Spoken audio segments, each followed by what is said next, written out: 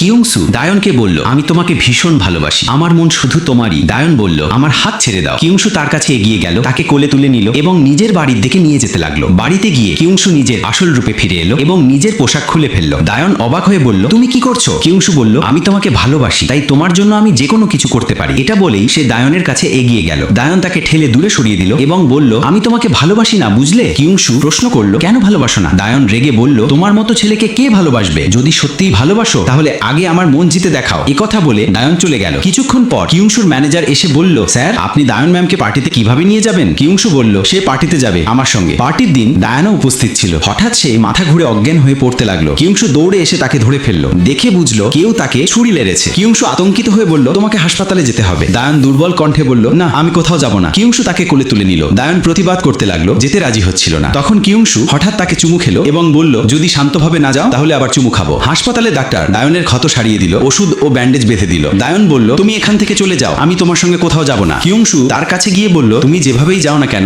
ভালোবেসে বা রাগ করে, তবুও তোমাকে আমার সঙ্গেই যেতে হবে। এই কথা বলে সে বাইরে চলে গেল। দায়নও চলে যেতে চাইলো, কিন্তু তখন কিয়ংসুর ম্যানেজার তাকে থামিয়ে বলল, আপনি এখান থেকে যেতে পারবেন না। দায়ন রাগে বলল, আমাকে এখানে আর থাকতে হবে না, এই নাও তোমার দেয়া চিকিৎসার টাকা, আমি ফিরিয়ে দিচ্ছি। এটা বলে সে বেরিয়ে যেতে লাগলো। তখন কিয়ংসু তার হাত ধরে টেনে নিজের কাছে আনলো এবং বলল, আমি তোমাকে যেতে দেব না। দায়ন চিৎকার করে বলল, তুমি আমাকে কোন অধিকারে থামাচ্ছ? কিয়ংসু শান্তভাবে বলল, অধিকারটা এখনই দেখাও। তারপর সে দায়নের আগুলে আংটি পরিয়ে দিল এবং বলল, আজ থেকে তুমি আমার স্ত্রী। সে দায়নকে জড়িয়ে ধরলো এবং বলল, এখন থেকে তুমি চিরকাল আমার সঙ্গেই থাকবে। দায়ন তাকে সরিয়ে দিল এবং বলল, এমন কিছুই হবে না। কিয়ংসু মৃদু হাসলো এবং বলল, হবে, ঠিক এভাবেই হবে। তারপর দায়নের কপালে চুমু খেলো।